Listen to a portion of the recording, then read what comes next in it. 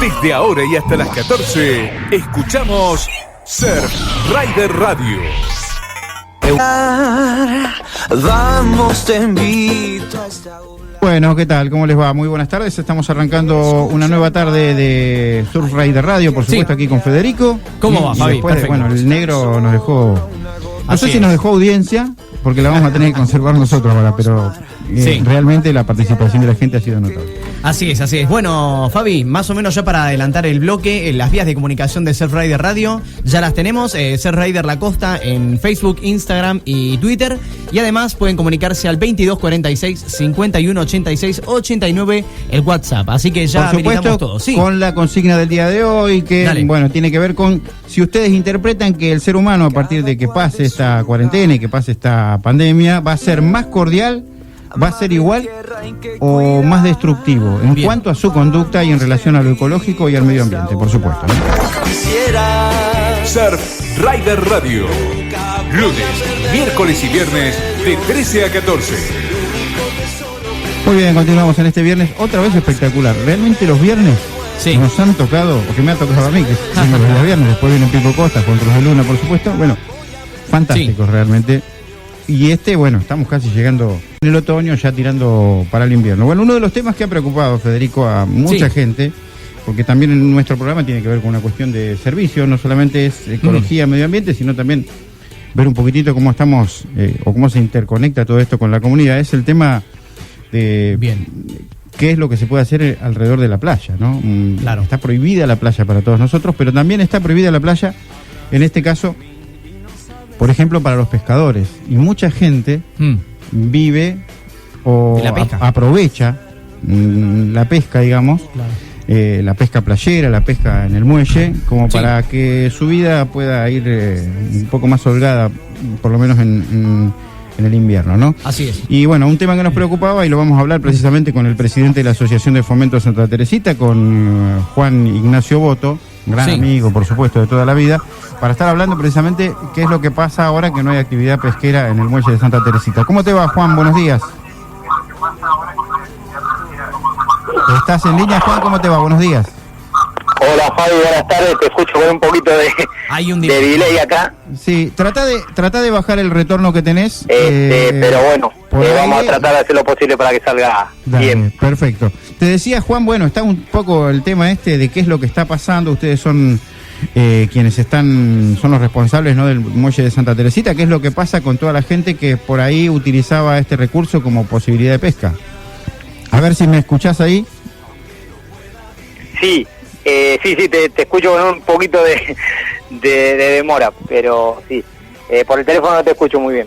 Pero bueno, sí, lamentablemente nosotros tenemos, por pedido de la municipalidad primero, y bueno, después por no poder, en el decreto presidencial no está habilitado la pesca, bueno, hemos cerrado el muelle.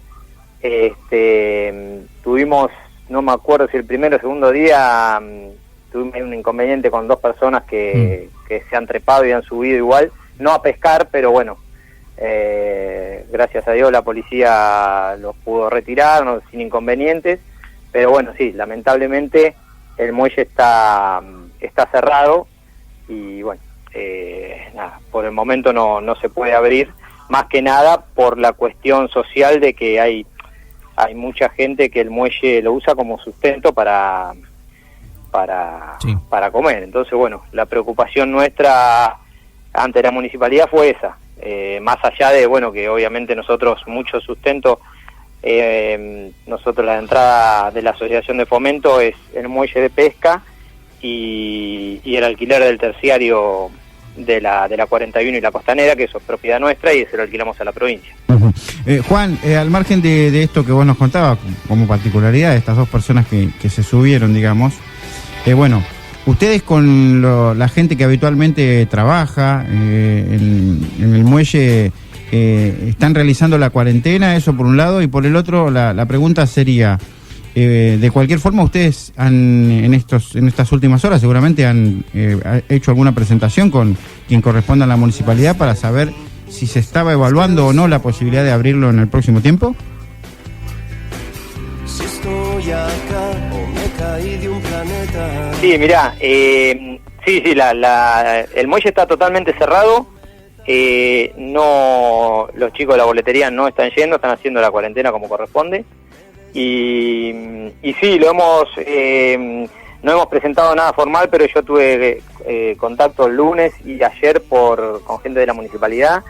El lunes planteando esta disponibilidad nuestra hacia la municipalidad o hacia quien lo necesite, que estábamos al pie del cañón por si hay gente que quiere, si se podía primero y si quería ir a pescar para fines sociales, económicos, ponele, que estaríamos dispuestos a abrirlo, pero bueno, nos agradecieron la predisposición y que lo iban a tratar de hablar con las autoridades provinciales o nacionales, pero que todavía no había nada.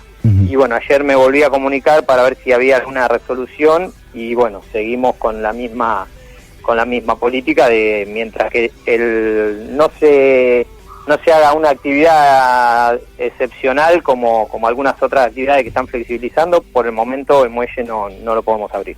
Juan, una de las cosas que en estos últimos tiempos y en estos últimos días se ha hablado mucho es por una cuestión de la pandemia en sí mismo, la enfermedad y la cuestión económica, ¿no? Que ya comienza a afectar a los particulares y también me imagino que a las instituciones. Por ese lado, ustedes institucionalmente, ¿qué postura tienen con respecto a este tema, digamos, ¿no? ¿Están viendo la posibilidad de hacer algo alternativo o simplemente respetar la cuarentena y cuando todo pase, bueno, tratar de volver a un cierto grado de normalidad?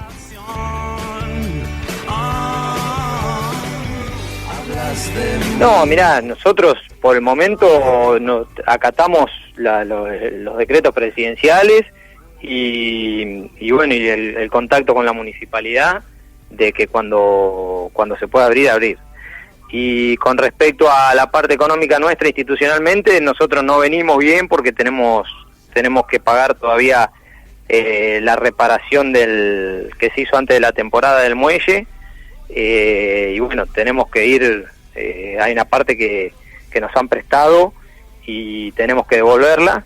Dentro de todo lo malo nos agarró a poquito de la temporada, que nosotros en la temporada obviamente es el fuerte nuestro, pero bueno, sí, nos va a afectar seguramente, porque esto, por lo que uno ve, no es a corto plazo, me parece a mediano o largo plazo que va todo esto. Y bueno, sí nos ayudaría por ahí si la provincia nos sigue pagando el alquiler del instituto terciario de ahí de la 41 y la 3. Que son como te decía, son los únicos dos ingresos que nosotros tenemos como institución. Perdóname, a propósito de ese tema, ustedes tienen un terciario, me decías.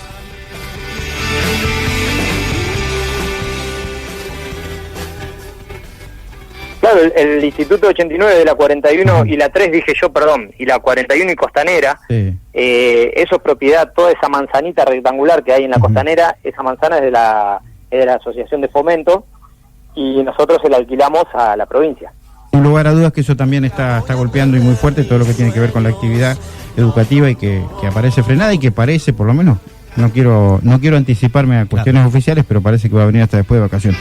Te mando un abrazo grande, campeón, si nos conoceremos de toda la época del automovilismo, cuando eras el gran proyecto, no diría el gran proyecto costero del automovilismo, uno de los mejores proyectos argentinos en el automovilismo, y bueno, hoy nos tenemos que reencontrar en este caso, hablando ya aquí de otras cuestiones que no son menores, por supuesto, ¿no? Porque estás presidiendo una institución. Te mando un abrazo grande, Juan.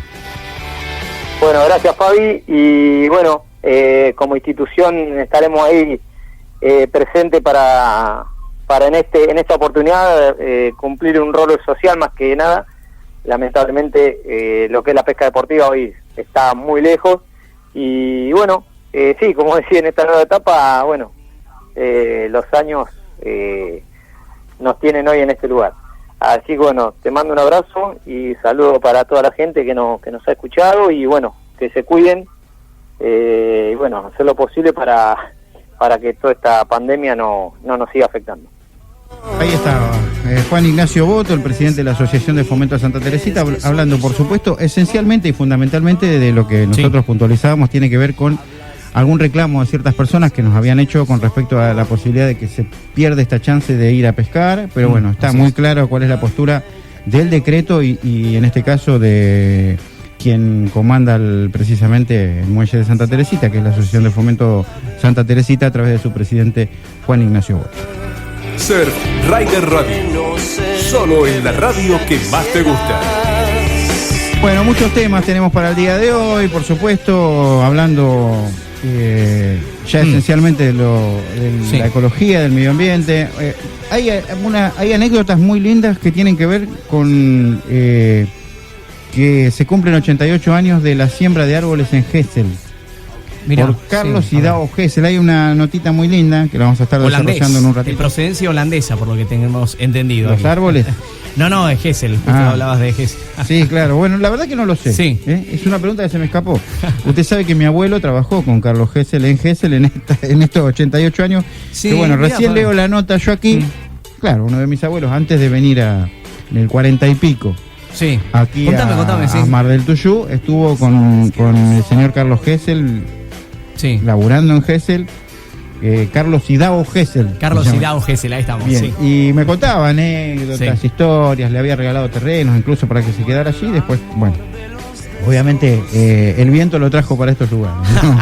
Bueno, pero bueno, tenemos una hermosa historia de cómo este visionario plantó árboles en ese fantástico lugar que es Villa Gesell. También vamos a estar hablando, en este caso, bueno, parece que los depredadores, en este caso, no respetan ni la cuarentena, porque hay depredadores fueron obviamente denunciados por ambientalistas en las islas frente a Rosario y al cordón industrial, porque están peces y animales, todo, caza, pesca furtiva, todo lo que se pueda. Después tenemos una muy linda nota con respecto a eso, y si llegamos también, por supuesto, cambió. Usted sabe que el aire tiene olor.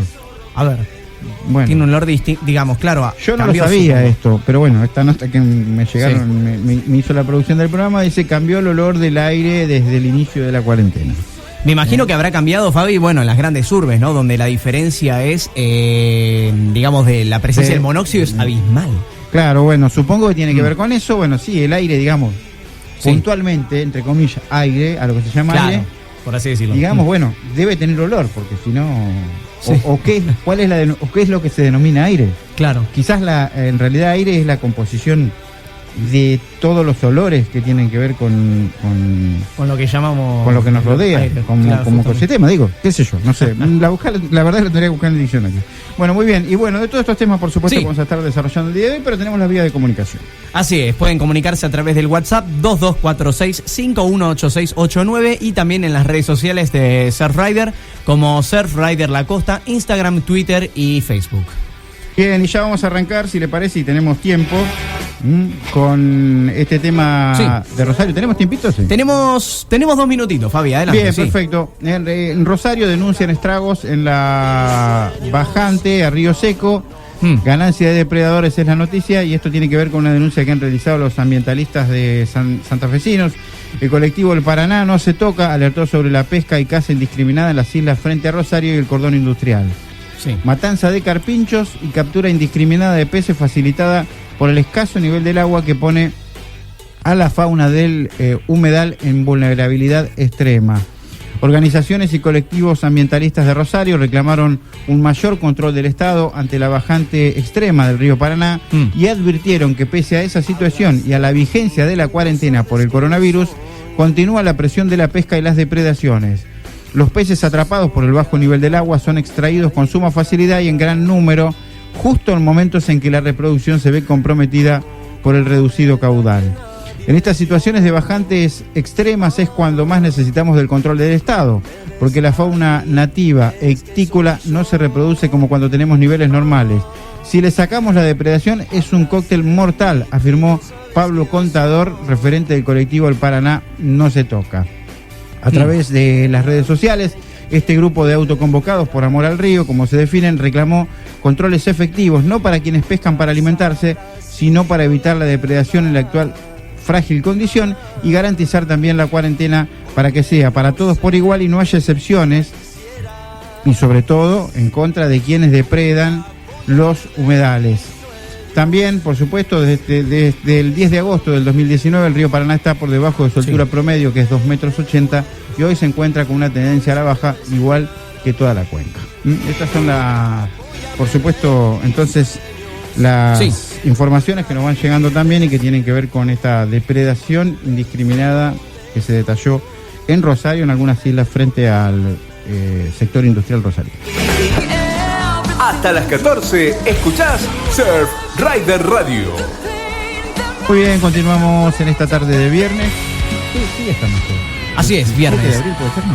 Hoy estamos en 17 de abril, claro. Perfecto, pasa bien. con lo de la cuarentena y perdemos la noción del número del día. No del día, digamos, de la semana, pero sí el número, es verdad, Fabi. No solo Coincido. los días, perdemos la noción, hasta incluso en el día de ese horario que teníamos fijo para comer al mediodía, para comer a la Ese noche. reloj biológico, decís vos. Exactamente. Sí, ¿no? así Se modifica, o se ha modificado, por lo menos lo he visto en lo personal y lo veo de algunos amigos, en el cual, bueno, o sea, podés estar haciendo algo a las 3 de la mañana inimaginable y no a las 8 o 9 de la mañana, ¿no? Pero así bueno, es. qué sé yo, son cuestiones que nos van poniendo a prueba con incluso hasta socialmente cómo nos podemos manejar social y psicológicamente, ¿no? Con estas cuestiones del encierro, ¿no? Así es, Fabi. Parece un detalle menor, pero no lo es tanto, ¿no? Hay cuestiones que tienen que ver con no poder por ahí salir a hacer desde un deporte, caminar o ir a comprar. El que está cumpliendo a rajatabla la cuarentena, evidentemente puede llegar a tener ese tipo de cuestión. Después están los más ermitaños, entre los cuales me podría incluir a mí, en el que estar adentro de su casa prácticamente que no le va mucho, digamos, salir a la calle estando tanto tiempo afuera. No lo afecta tanto. Bueno, la consigna para el día de hoy, recordemos, por supuesto, se pueden comunicar y dejarnos un mensaje. ¿Creen que el ser humano va a ser, en relación a la ecología del medio ambiente, más cordial, igual o peor luego de esta cuarentena, pandemia o epidemia, como lo quieras llamar, o del coronavirus, si queremos ponerle algún título? Bueno, lo pueden hacer, por supuesto. Perfecto, pueden hacerlo a través del WhatsApp, ponerse en comunicación a través del 2246 5186 89. ¿Usted qué piensa de ese tema? O si no lo pensó, aquí nos han escrito, no aprendemos más, nos dice nuestra amiga, nos dice aquí, no, vamos a seguir igual, no aprendemos los seres humanos, nos dijo aquí Patri, de hecho, cuando pase lo de la cuarentena, la gente va a seguir haciendo lo mismo que antes. Así que acá ya tenemos una respuesta. Yo creo que, bueno, y es complicado, pero yo creo que también la gente no va a de modificar alguna u otra. Yo creo que hay una ley de minoría va a tomar conciencia de lo que conllevó el coronavirus, digamos. Yo creo que hay algo... Es una lección que hay que aprender. Por supuesto, pero eso nosotros estamos hablando del hombre. El hombre en general, El hombre en general. Estoy generalizando igual, porque hay una minoría, por eso. Por eso, hay una minoría entre los cuales, bueno, están quienes hacen este programa, quienes han construido este espacio, de a poco van construyendo este espacio. De las personas que nos siguen en este programa y que son ambientalistas y que tienen una idea que la vienen desarrollando ya desde hace un tiempo y que además son como predicadores, ¿no?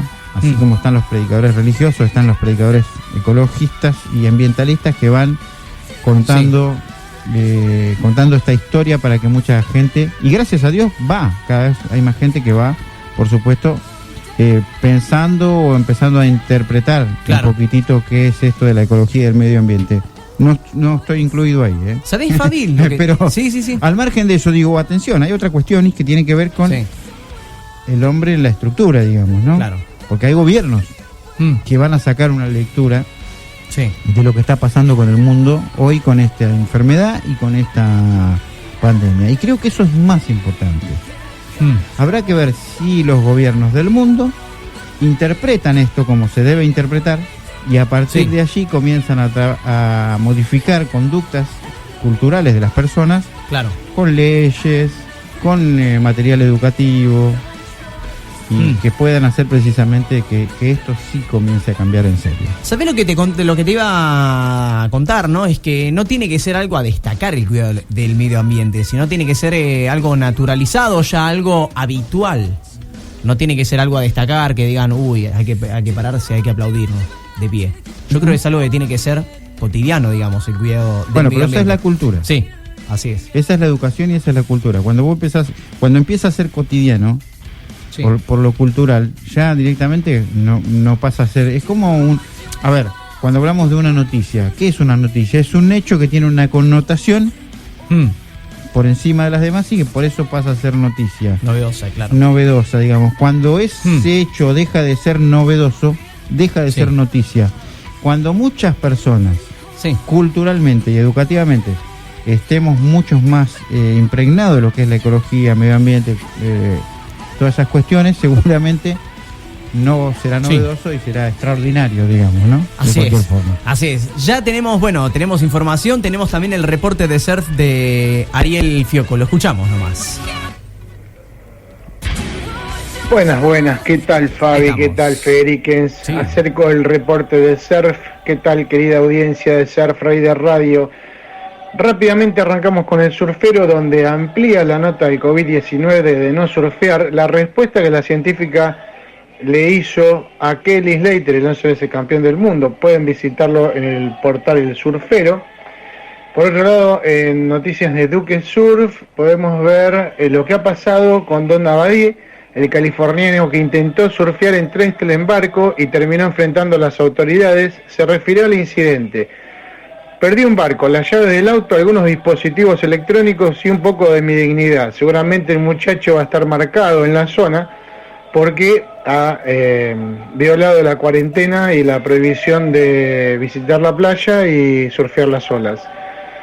Por otro lado, en México cerraron un surf camp en Salinas, esto es en Oaxaca, por no respetar la cuarentena. Veían que los lugareños hicieron denuncias porque varios extranjeros eran llevados en barcos a los diferentes spots para no ser descubiertos por las autoridades. Al final fueron todos detenidos y cada uno a su casa, ¿no? Con una severa multa. Se confirmó que el QS de Iquique no se hará en el 2020. En principio se pensaba hacer la segunda mitad de este año, pero el alcalde de la ciudad anunció que los fondos serán utilizados para enfrentar la crisis que ocasiona esta gran pandemia. Y por otro lado, los comentaristas de la Liga Mundial de Surf consideran que no sería apropiado, más allá de que se corran algunas fechas, que este año exista un campeón mundial de surf, o sea, de la WSL. Por otro lado, estas son noticias del portal Duque. Si vamos a Surfline, hace una actualización global sobre el cierre de playas debido a esta pandemia, ¿sí? Y es rarísimo porque la costa oeste, tanto de Estados Unidos como la costa este y Europa, sitios de Europa, no respeta, no tiene un 100% de playas cerradas. Mientras unas regiones lo habilitan, otras están totalmente clausuradas. En Australia las principales playas fueron cerradas, en Hawái el 100% de las playas están cerrados y los parques, pero el acceso al océano está abierto y hay una nota importante: no hay socorristas de guardia en este momento, o sea, te metes al océano, te pasa algo, sos boleta. Por otro lado, en el Caribe, sabemos que Puerto Rico y Costa Rica han cerrado las playas, en Sudáfrica en su totalidad, totalmente las playas cerradas de Sudáfrica. Indonesia, los spots más conocidos, Uluwatu, Padang Padang, Keramas, han cerrado, y los lugares más alejados visitados por los turistas están siendo cerrados en la medida que ya no hay accesibilidad aérea ni marítima.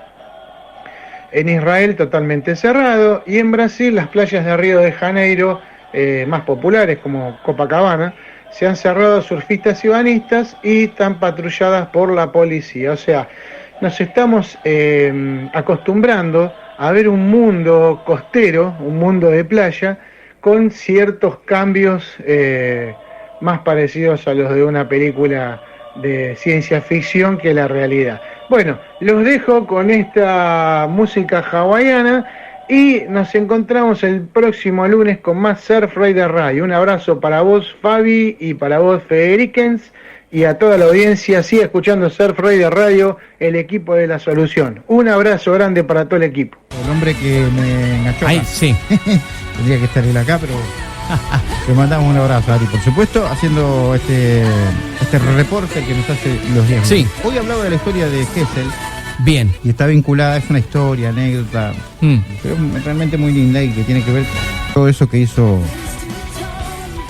Carlos Gesell cuando nadie soñaba con plantar un árbol en toda esta región, ¿no? En toda esta zona. Claro.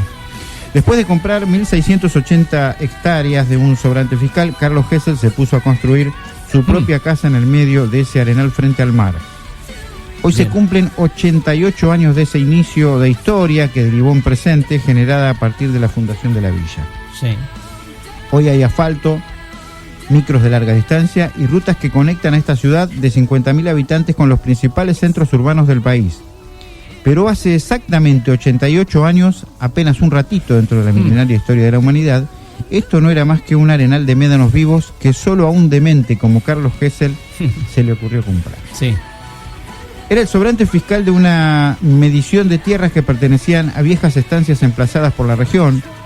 Concentrados en la explotación agrícola, sus propietarios despreciaron las franjas de dunas recostadas al mar, porque les juzgaban, o las juzgaban de mejor manera, está dicho de esta forma, improductivas. Y era cierto, al viejo Gesell le costó gran sacrificio hacer parir el verde entre medio de tanto amarillo avena. Para construir sus sueños, primero construyó su casa. Eso fue a partir del 14 de diciembre de 1931. 31. Fecha fijada como la fundación de lo que luego se conoció como Parque Idaho, más tarde Villa Silvio Gesell, por último Villa Gesell, claro, tal cual la conocemos en esta época. Ese lugar, que va del extremo sur de la bahía de San Borombón a Mar Chiquita, era entonces un desolado paraje arenoso de dunas, de médanos en movimiento permanentemente por la acción del viento. Carlos Idaho Gesell, que por entonces tenía 40 años, provenía de una familia de inmigrantes alemanes dedicada a la venta de muebles y artículos para bebés y chicos, entre otros productos. Alemanes, ahí estamos, sí. A la búsqueda de un terreno donde plantar pinos para proveer su fábrica, se enteró de la existencia de aquellos terrenos. 10 kilómetros de costa y 1.600 metros de profundidad, pura arena. La compra, en agosto de 1931, desató una pequeña tormenta familiar, pero el hombre, que había llevado adelante emprendimientos de diversa índole, varios intentos entre ellos, estaba convencido de poder sacar vida vegetal de esas estériles moles de arena. Es en esta fecha en la que comenzó a construir su casa sobre una duna de 3 amplios sectores de 9 metros de altura a unos 100 metros del mar. 3 semanas más tarde tuvo la forma que hoy se conoce, la casa de las 4 puertas, una hacia cada punto cardinal, que permiten acceder a la vivienda indistintamente en caso de que la acumulación de arena impidiera alguna entrada. También es notable el sistema de aislamiento, paredes dobles de madera revocadas, cuyo hueco es rellenado con papel de diario. Actualmente funciona allí el Museo y Archivo Histórico de la ciudad de Gesell. A mediados de los años 40, la zona no solo mostraba un notable crecimiento de árboles como acacias, pinos, esparto y tréboles plantados por el mismo Gesell, sino que comenzaba a ser un poblado estable y referencia para el turismo. También fue punto de encuentro en los años 60 y 70 para la joven intelectualidad de la época, muy bien reflejada por Rodolfo Kuhn en el film Los jóvenes viejos. Carlos Gesell murió a los 88 años en el Hospital Alemán de Buenos Aires, cuando todavía soñaba con forestar 20 hectáreas del desierto del Sahara. Sus restos descansan cerca de aquellas dunas que donó en el cementerio de la villa. Espectacular realmente esta historia, anécdota que tiene que ver con su fundador, el fundador de Villa Gesell, Carlos Idaho Gesell, y cómo decidió hacer una empresa heroica para la época, que era plantar pinos en los médanos. Muy bien, y continuamos, por supuesto, ya casi en el final del programa del día de hoy. Faltan solamente 3 minutitos para llegar a las 14 horas. Recién estábamos viendo imágenes y veíamos que llovía, pero el detalle que no era Buenos Aires, no era la capital, sino Sí. que era Nueva York, ¿no? Era espectacular. ¿Cómo es esto de las comunicaciones, no? Esto de las comunicaciones Sí. que tanto en contra nos juega por el tema de la enfermedad, de la epidemia esta que se ha transformado en pandemia, precisamente por la cantidad de aeropuertos que hay en el mundo, ¿no? Y cómo se ha metido este bichito por allí, de la circulación, Sí. a través de la circulación de la gente. Y bueno, es esa misma comunicación que nos permite estar viendo imágenes al mismo momento de Nueva York, de Buenos Aires, de Claro, Ciudad del distintas Cabo, partes. Australia, China, Japón. Cualquier parte del mundo, claro. Exactamente. Así es. Ya tenemos mensajes, aquí nos dice Carlos. Sí.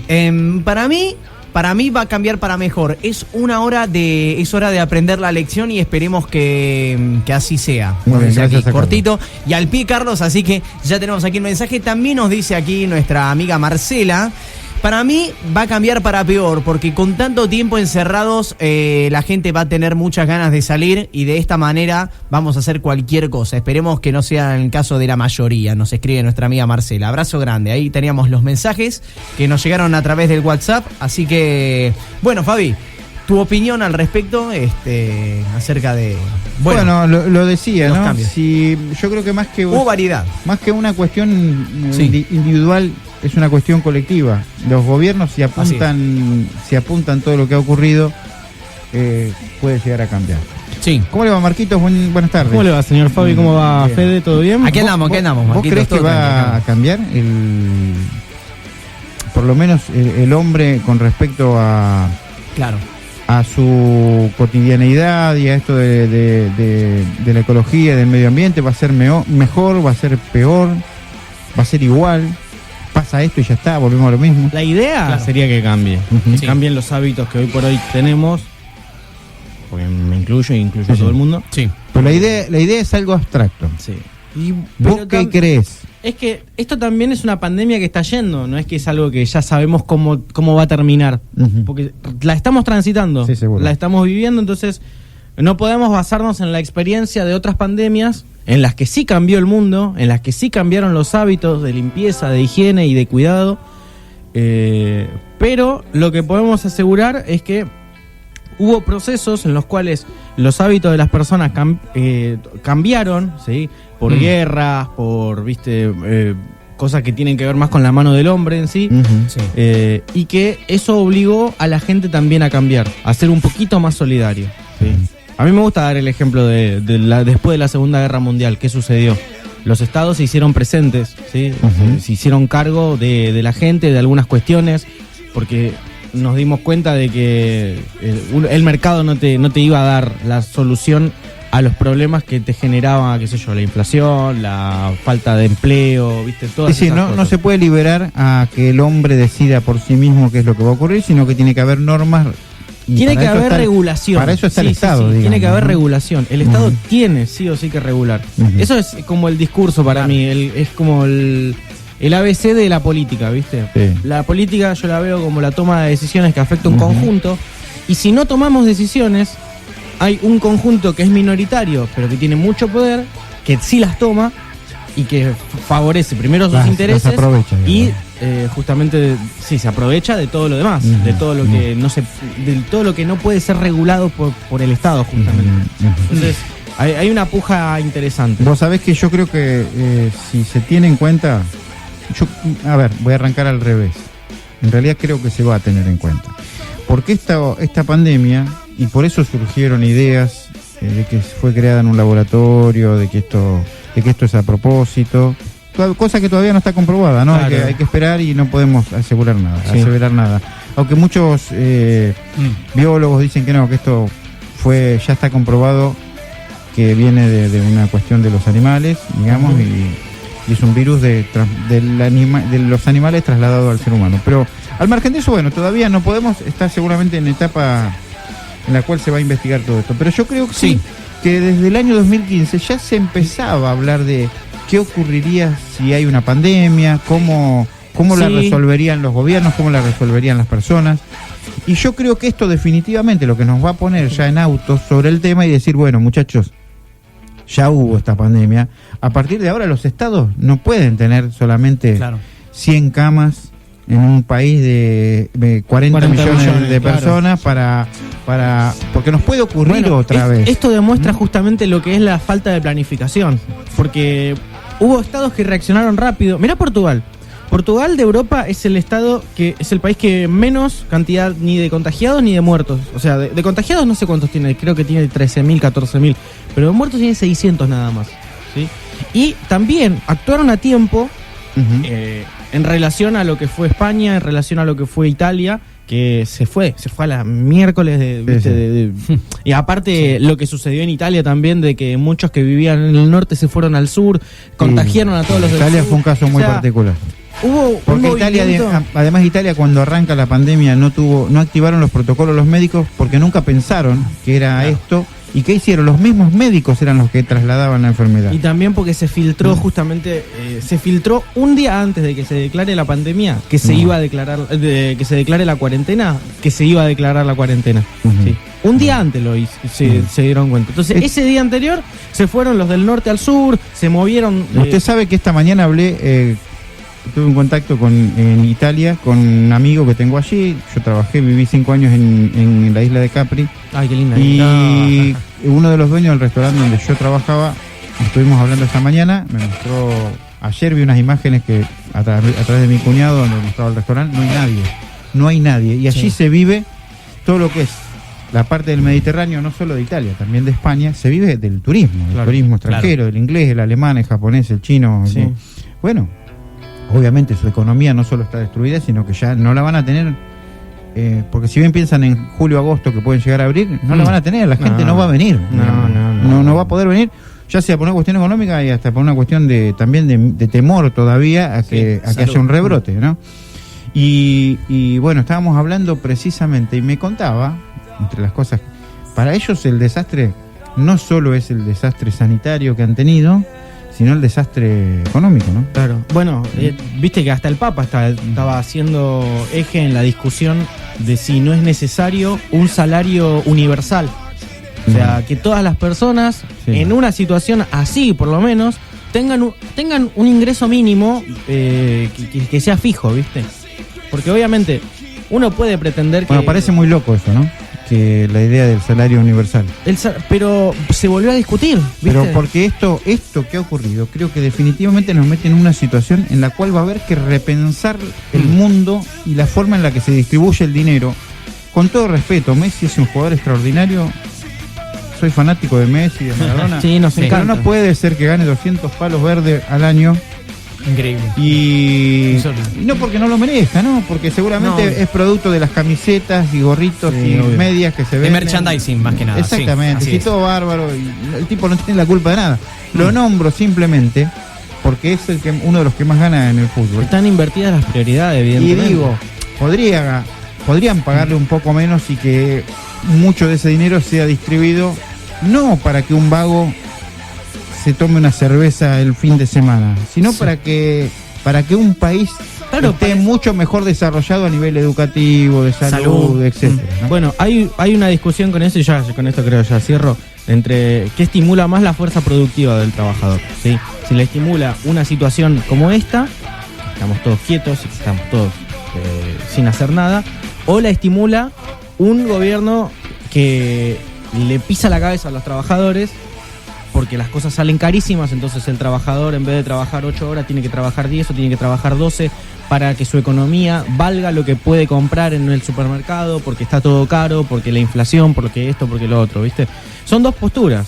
Obviamente el que es neoliberal y que está pensando simplemente en el individualismo y en el llenar su bolsillo, va a decir, no, apretemos al laburante, pongámosle las cosas caras, hagamos esto, hagamos lo otro.